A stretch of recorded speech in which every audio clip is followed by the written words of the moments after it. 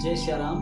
आप सबको विदित है, दिनांक 22 सितंबर दिन सोमवार से नवरात्रि पर्व प्रारंभ हो रहा है। अब की बार नवरात्रि महामहोत्सव हम सभी बड़े ही धूमधाम से मनाएंगे और मैं आप सभी को बताना चाहूँगा कि नवरात्रि केवल गरबा करना, नृत्य करना, खूब तेज साउंड बजा करके और हल्ला मचाना केवल इतना ही नवरात्रि नहीं है। जैसा कि हम लोग देख रहे हैं, अभी मैं पूना गया था, मुंबई में था, मैंने देखा और अनुभव किया कि सोशल मीडिया पर और वैसे व्यक्तिगत भी लोग ब्यूटी पार्लर वाले प्रचार कर रहे हैं कि नवरात्रि में गरबा डांस करने के लिए आप हमारे यहाँ आइए और इतने में मेकअप करवाइए, इतना हमारे यहाँ डिस्काउंट चल रहा है, ऐसे आप नवरात्र के लिए तैयार होइए। तो मैं अपनी समस्त माताओं बहनों से, भाई बंधुओं से निवेदन करूं कि भैया केवल नृत्य करना,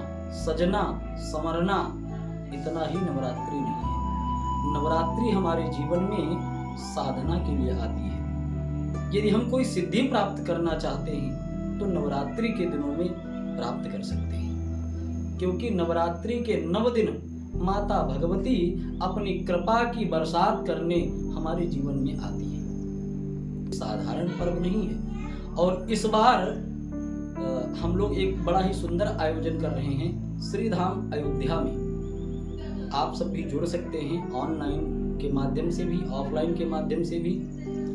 नवरात्रि के दिनों में श्री धाम अयोध्या में दुर्गा सप्तशती का पारायण, नवार्ण मंत्र का जप आदि कार्यक्रम आयोजित हो रहा है। आप सभी भी जुड़ सकते हैं।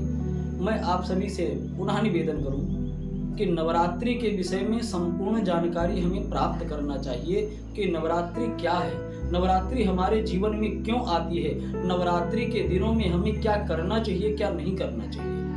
मैंने पहले भी आपको निवेदन किया कि नवरात्रि के 9 दिवसों तक माता भगवती हम आपके जीवन में अपनी करुणा कृपा बरसाने के लिए आती है। भगवान मर्यादा पुरुषोत्तम श्री रामचंद्र जी जब रावण से युद्ध करने जा रहे थे, उसके पहले माता भगवती की आराधना की। हमारे कन्हैया का जब जन्म होना था तो कन्हैया ने योग माया से निवेदन किया कि अब पहले आप जाइए और उसके बाद हम आएंगे, क्योंकि बिना शक्ति के शक्तिमान अधूरा होता है। तो पहले माता जी आएंगी और वही माता जी नंद गोप गृहे जाता यशोदा गर्भ संभवा ततस्तौ नाशयिष्यामि विंध्याचल निवासिनी। वही माता भगवती योग माया आज विंध्याचल में विराज कर और हम आपके ऊपर करुणा कृपा बरसा रहे हैं। आप सबको विदित है, भागवत में एक प्रसंग आता है जिसमें कन्हैया को चोरी लगी थी। श्यमंतक मणि की कथा है, सबको पता है। भगवान कन्हैया गुफा में चले गए, ऋक्षराज जामवंत से युद्ध होने लगा।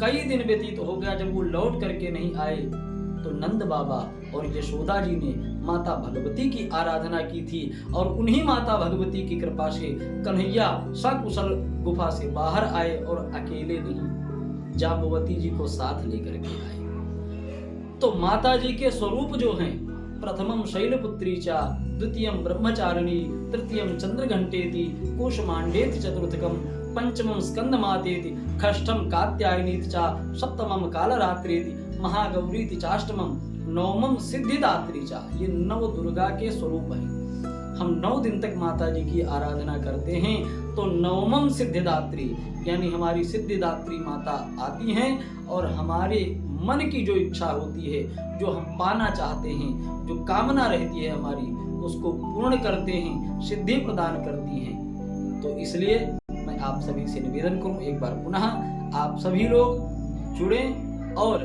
यदि आप अपने कल्याण के लिए, मानव जीवन के कल्याण के लिए कुछ करना चाहते हैं, अपने जीवन में हो रही समस्याओं से निदान पाना चाहते हैं, किसी को भूत प्रेत आदि बाधा है या किसी के कार्य में रुकावट बनती है, कवच अर्गला कीलक में आप पढ़ेंगे तो उसमें स्पष्ट लिखा हुआ है, पंथा नमस्कृतारक्षेण मार्गम क्षेम करित था, राजद्वारे महालक्ष्मी विजया सर्वथा स्थिता। माता भगवती प्रत्येक क्षण और पग पग पर हमारी रक्षा करती हैं, अनेक रूप धारण करके। तो इस नवरात्रि माता जी की आराधना करें और उनकी कृपा की अनुभूति करें। सभी को सादर जय श्री राम, जय श्री राम।